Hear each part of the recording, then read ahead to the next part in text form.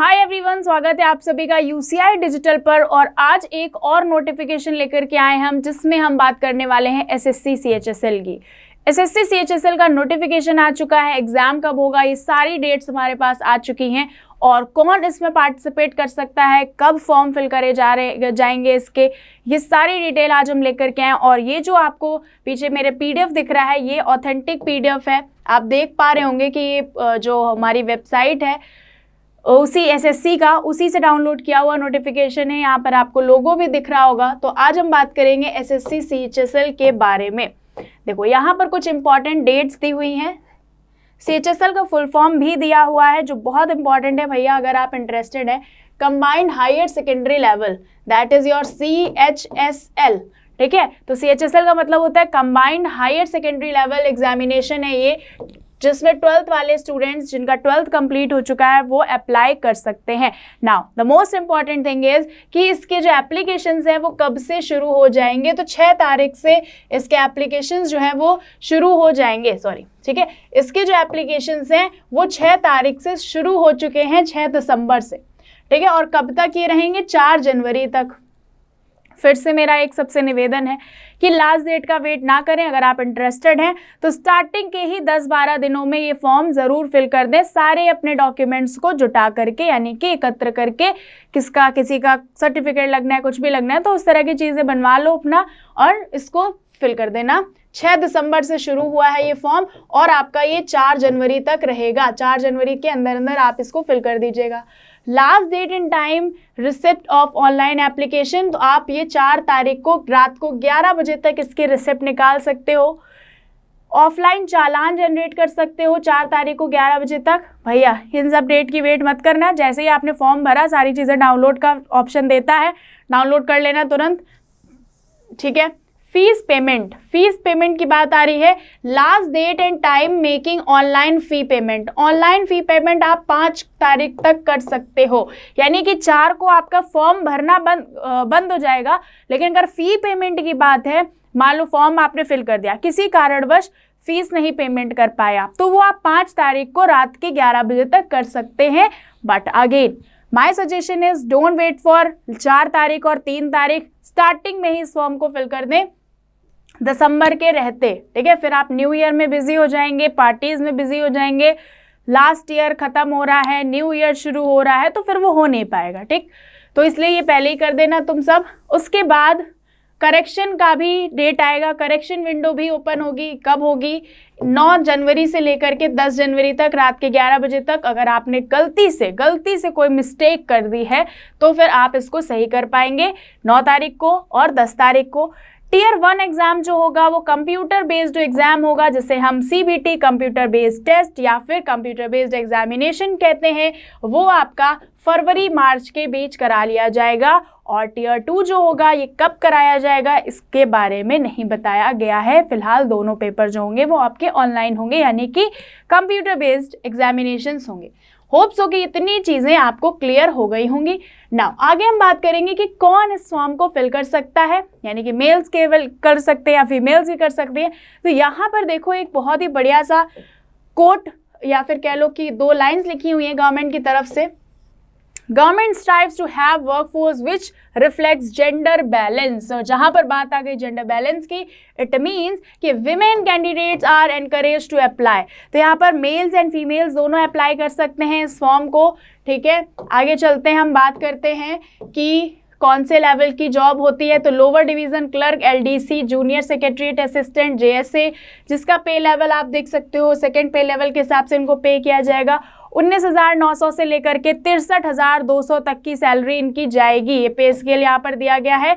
जो हमने बात की लोअर डिवीज़न क्लर्क की और जूनियर सेक्रेटरीट की। यहाँ पर डेटा एंट्री ऑपरेटर में अगर आपका सिलेक्शन होता है तो आपको 25,500 से लेकर के 81,100 तक का पेमेंट मिलेगा।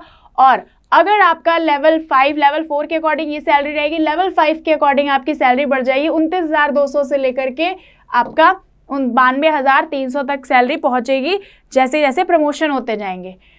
अब ग्रेड ए का एक डेटा एंट्री ऑपरेटर होता है, अगर इसके अंदर आपका सिलेक्शन होगा तो लेवल 4 के अकॉर्डिंग आपको 25,500 से शुरुआत होगी, 81,100 तक की आपकी सैलरी जाएगी ना। बात कर लेते हैं वैकेंसीज की। जो इंपॉर्टेंट पार्ट है, सैलरी वाला पार्ट तो भाई तब आता है जब ज्वाइनिंग हमें मिल जाए, ठीक है, ज्वाइनिंग मिल जाए तब सैलरी वाला पार्ट आएगा। फिलहाल हम बात कर ले कितनी वैकेंसीज है, 4500, 4500 वैकेंसीज हैं, टेंटेटिव वैकेंसीज हैं ये, 4500 है। और however firm vacancies will be determined due course, updated vacancies if any along with post wise। तो ये सब चीज़ें आपको आगे देखने को मिल जाएंगी, कितने पोस्ट में कौन सी वैकेंसी आई हुई है। टोटल वैकेंसी जो है आपकी 4500 है। बात कर लेते हैं रिजर्वेशन पर। तो रिजर्वेशन जो है आपको दिया गया है कैटेगरी वाइज रिजर्वेशन है, शेड्यूल कास्ट का, ट्राइब्स का, ओबीसी का, ईडब्ल्यूएस का, एक्स सर्विसमैन को भी रिजर्वेशन दिया गया, और जो आपके फिजिकली डिसेबल्ड पर्सन है उनको भी दिया गया है। यहाँ पर आप देखेंगे इनसे डिनोट किया गया है, बट आगे चलते हैं हम बात करते हैं अपने मेन चीज़ की, कौन से लोग अप्लाई कर सकते हैं। इंडिया, नेपाल और भूटान के लोग इसमें अप्लाई कर सकते हैं, ठीक है। चलो अभी एज लिमिट, जो इम्पॉर्टेंट पार्ट है उसके बारे में ही हम डिस्कस करेंगे। एज लिमिट में यहाँ पर देखो कि वैसे तो एज लिमिट क्या मांगी गई है, 18 से 27 साल। आपके पास 12th होना चाहिए, यानी कि आपने 12वीं कक्षा पास करी हो, साथ में आप 18 साल की उम्र कंप्लीट कर चुके हो और 27 तक के अंदर के हो, यानी कि 18 से 27 के बीच की उम्र आपकी होनी चाहिए 1/1/2022 के हिसाब से। समझ रहे हो, 1 जनवरी 2022 के हिसाब से आप 27 वर्ष की उम्र के अंतर्गत अगर आते हैं 18-27, तो फिर आप इस फॉर्म को डाल सकते हैं। कैंडिडेट बॉर्न नॉट, अगर आप 2 जनवरी 1995 से पहले के पैदा हैं तो आप इस फॉर्म को नहीं फिल कर पाएंगे। समझ रहे मेरी बात को। अब पैदा आप चाहे जब हुए हो, आपकी मार्कशीट के अकॉर्डिंग ये डेट देखी जाती है। तो आपकी मार्कशीट 10th की मार्कशीट पे क्या लिखा हुआ है, 10th की मार्कशीट पे जो डेट लिखी हुई है वही आपकी जन्म तिथि है, वही आपकी बर्थ डेट है, और आप उसी को बेंचमार्क लेकर के चलो, ठीक है। तो देख लो किसके किसके में लिखा हुआ है। And not later than 1/1/2004 are eligible to apply. तो 95 के पहले का ना हो और 2004 के बाद का ना हो, ठीक, ऐसे दिया गया है यहाँ पर। बाकी देख लो 18 से 27 के बीच अगर आप कंप्लीट हो रहे हो तो फिर आप इस फॉर्म को फिल कर सकते हो। बाकी ये तो हमारा एक क्राइटेरिया। दूसरा ये है कि अगर आप SC और ST के बीच में आते हो तो आपको 5 साल का रिजर्वेशन दिया जाएगा, यानी कि अभी यहाँ पर सबके लिए 27 है, लेकिन आप 27 में 5 और जोड़ दो, ठीक है। तो 7-5 12, आपको 32 ईयर्स तक अगर आप SC ST में आते हैं तो 32 तक एज ईयर तक आप इस फॉर्म को फिल कर सकते हैं। सेम अगर आप OBC को देखें तो 3 साल, यानी कि 30 साल तक आपको दिया जाता है। 27 आपके लिए एज लिमिट नहीं है, आपके लिए एज लिमिट OBC वालों के लिए हो जाती है 30 साल, SC ST वालों के लिए एज लिमिट हो जाती है 32 साल, और जो अनरिजर्व्ड फिजिकली डिसेबल्ड में आते हैं उनको 10 ईयर्स की छूट दी जाती है। 27 + 10 कर दो तो 37 साल, ठीक है। OBC वालों को 13 साल, तो उनको मिल जाएगी 40 साल। ऐसे ही आप देख लो 15 साल हो गए हैं और बढ़ा दो 27 में 15, तो इस तरह से आप देख पा रहे होंगे। और जो एक्स सर्विसमैन है, पहले कहीं सर्विस दे चुके हैं, उसके बाद आप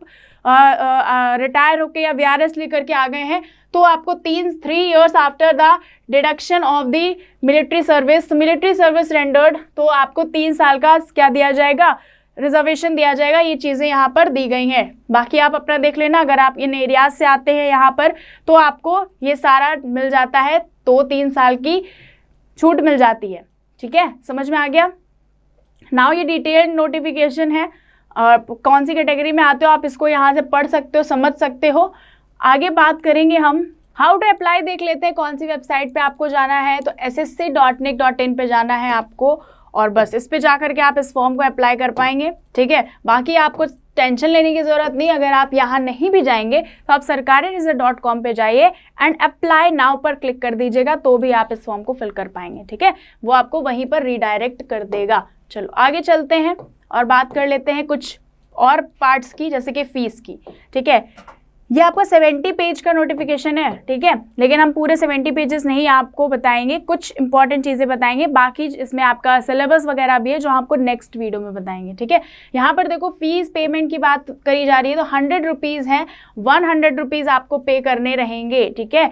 विमेन कैंडिडेट्स और candidates belonging to SC, ST, PWBD and ESM, यानी कि ex serviceman, eligible for reservation are exempted from payment of fee. तो कौन कौन से लोग, जो विमेन हैं, एससी हैं, एसटी हैं, एक्स सर्विसमैन हैं और फिजिकली डिसेबल्ड हैं, ये सभी लोगों को कोई फीस नहीं पे करनी है, ठीक है। बाकी लोगों को 100 रुपीज़ पे करना है। चलो, फीस पेमेंट मैंने बता दी थी, 5 तारीख तक हो सकती है, 5 तारीख लास्ट डेट है। बाकी फीस पेमेंट के मेथड दिए गए हैं, आप कैसे भी कर सकते हो। करेक्शन के लिए क्या होगा कि मैंने आपसे कहा था कि after closing the date of receipt, 5 तारीख को डेट बंद हो जाएगी, ठीक है। उसके बाद जो है आप 9 तारीख को करेक्शन डेट आएगी, तो आप अगर भूल से कुछ गलती हो जाती है तो आप करेक्शन करवा सकते हो 9 को और 10 की रात में 11 बजे तक। ना ये कुछ एग्जामिनेशन सेंटर्स दिए गए हैं, जैसे सेंट्रल रीजन में बिहार और उत्तर प्रदेश में पेपर होगा, ईस्टर्न रीजन में आपका अंडमान निकोबार, झारखंड, उड़ीसा, सिक्किम और वेस्ट बंगाल में हो जाएगा। और यहाँ पर देखो कोड भी दे दिया गया और कहाँ कहाँ पर होगा ये भी दे दिया गया है, ठीक है। तो इससे मतलब नहीं है, फिलहाल आप क्या करो, देख लो आपका कि इस किस रीजन में पड़ेगा। ये पार्ट बहुत इंपॉर्टेंट है कि स्कीम ऑफ एग्जामिनेशन क्या है, कितने पार्ट में पेपर होगा, क्या सब्जेक्ट आएंगे, कितने मार्क्स का होगा। अब ध्यान से सुनना, ये पेपर आपका सबसे पहले 2 पार्ट हैं इसके, टियर 1 एंड टियर 2, ठीक है, टियर 1 एंड टियर 2। तो यहाँ पर टियर 1 जो होगा वो भी आपका कंप्यूटर बेस्ड पेपर है और टियर 2 जो है वो भी कंप्यूटर बेस्ड पेपर होगा। लेकिन अंतर क्या होगा, टियर 1 में कौन कौन से सब्जेक्ट आएंगे, कितने क्वेश्चन आएंगे, कितने मार्क्स का होगा, ये डिटेल है जानने वाली। तो चलो इसको हम देखते हैं। यहाँ पर देखो दिया हुआ है आपका टियर 1 किस तरह से होगा, कौन कौन से सब्जेक्ट आएंगे, तो इसे ध्यान से समझना, जो बहुत इंपॉर्टेंट हो जाता है। आपका इंग्लिश का पेपर होगा, जो बेसिक इंग्लिश है उसका, और फिर जनरल इंटेलिजेंस का पेपर होगा, फिर आपका मैथ्स, क्वांटिटेटिव एप्टीट्यूड का होगा एंड जनरल अवेयरनेस का होगा। अब अगर हम, ये थोड़ा टफ लग रहा है आपको, तो सिंपल सी भाषा में समझो भैया, ये है इंग्लिश, ये है आपका रीजनिंग,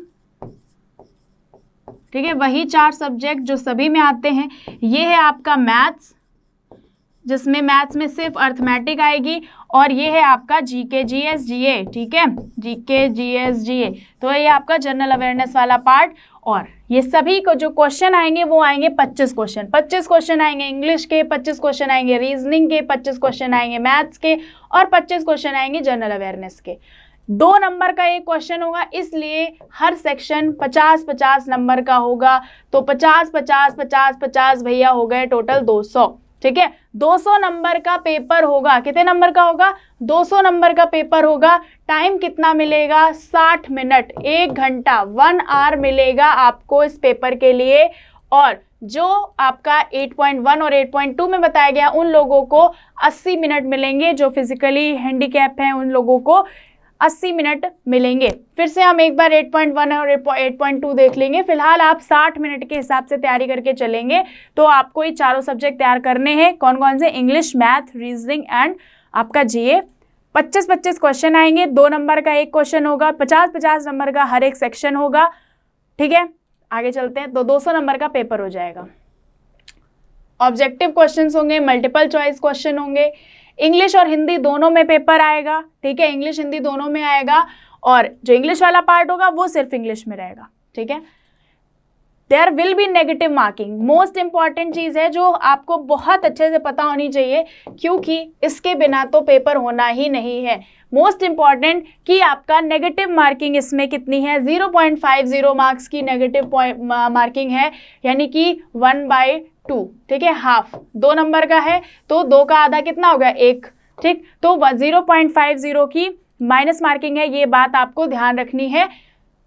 जब आप आंसर टिक करें तो ध्यान में रख के करें, अगर आप श्योर हैं तो ही करें। ज़्यादा से ज़्यादा मॉक टेस्ट लगा करके जाएं, ताकि आपको पता चल जाए कि आपका स्ट्रॉन्ग एरिया क्या है, वीक एरिया क्या है।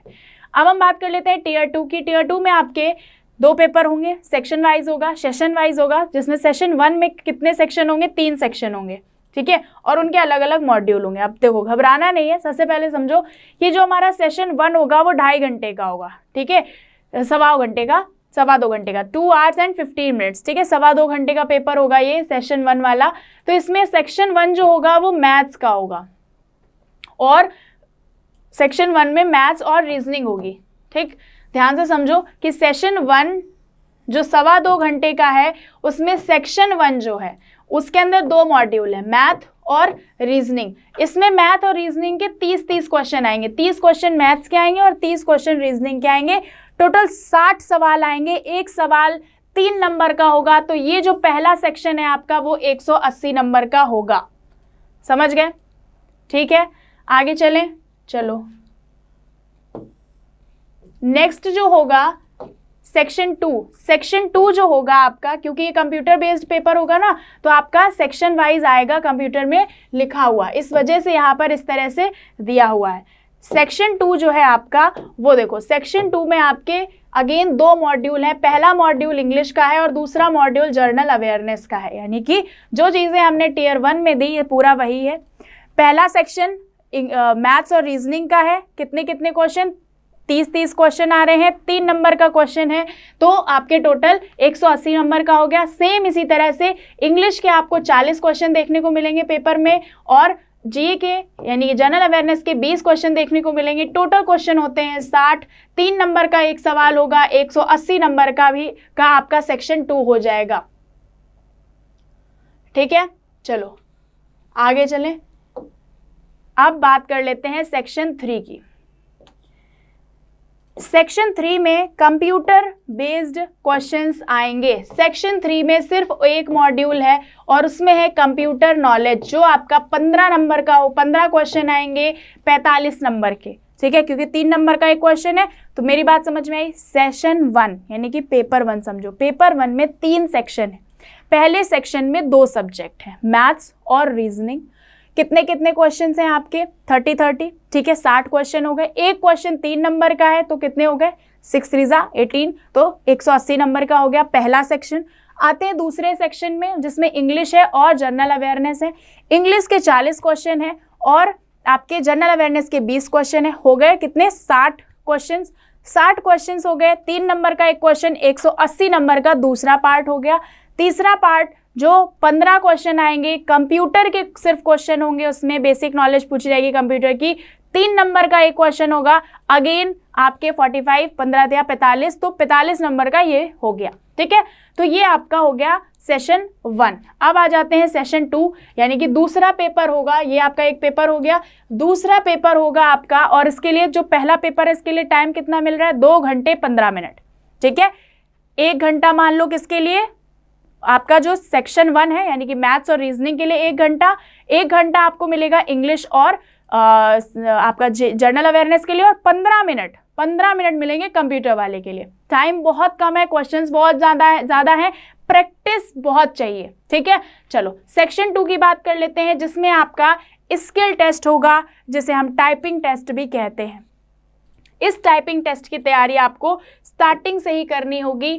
ठीक, तो इसके लिए 2 पार्ट हैं। Part A skill test for DEOs, यानी कि जो डेटा एंट्री ऑपरेटर्स हैं उनके लिए। टाइपिंग टेस्ट फॉर एलडीसी और जेएसए, जो आपका जूनियर सेक्रेटरीट और लोअर डिवीजन क्लर्क था, उनके लिए। यहाँ पर कोई टाइम नहीं बताया गया, मार्क्स नहीं बताए गए हैं इसके, लेकिन टाइम बताया गया है कि 15 मिनट 20 दिए जाएंगे इसके लिए। ठीक है, 15 मिनट दिए जाएंगे जो नॉर्मल पर्सन है, और 20 मिनट दिए जाएंगे जो हैंडीकैप्स हैं। और इस वाले पार्ट के लिए जो एलडीसी और जेएसए के लिए क्वालिफाई होंगे, उनको 10 मिनट दिए जाएंगे। क्या टाइपिंग करनी है, कितने वर्ड्स टाइप करने हैं, सब चीज़ें आपकी बाद में अपडेट कर दी जाएंगी। ठीक, तो होप सो कि ये सारी चीज़ें आपको समझ में आ गई होंगी। यहाँ पर देख लो एक बार फिर से, जिसे अभी तक नहीं समझ में आया था, हम जल्दी से रिपीट करेंगे। यहाँ पर ये देखो, सबसे पहले सेक्शन 1, ठीक है, जिसमें आपका मैथ्स और रीजनिंग है। मैथ्स के 30 क्वेश्चन होंगे, रीजनिंग के 30 क्वेश्चन होंगे। क्वेश्चन हो गए 60 और 3 नंबर का एक क्वेश्चन है, तो 180 नंबर हो गए एक सेक्शन के। दूसरा सेक्शन 40 क्वेश्चन इंग्लिश के, 20 क्वेश्चन जनरल अवेयरनेस के। क्वेश्चन हो गए 60, 3 नंबर का एक क्वेश्चन है, 180 नंबर के हो गए। तो ये 2 सेक्शन हो गए। तो 1 घंटा आपको ये सेक्शन करने के लिए मिलेगा, 1 घंटा आपको ये सेक्शन करने के लिए मिलेगा। ठीक है, और 15 मिनट मिलेंगे इसके लिए, कंप्यूटर बेस्ड के लिए। ठीक है, 15 मिनट में 15 क्वेश्चन है, 3 नंबर का एक क्वेश्चन है, 45 नंबर हो गए इसके। ठीक है, तो 360 प्लस 45, तो आपका कितना हो गया? 405। ठीक, शायद। चलो आगे चलते हैं, स्किल टेस्ट, टाइपिंग टेस्ट यहाँ पर दिया गया है जिसके बारे में बात नहीं करी गई है। Test tier 2 will be conducted in 2 sessions, ये सब मैंने आपको बता दिया है, मॉड्यूल्स बता दिए हैं, तो इन चीज़ों को ध्यान में रख करके आप अपनी तैयारी शुरू कर दें। ओके, बाकी क्या है सिलेबस वगैरह ये हम आपको नेक्स्ट अपने किसी वीडियो में लेकर के आएंगे।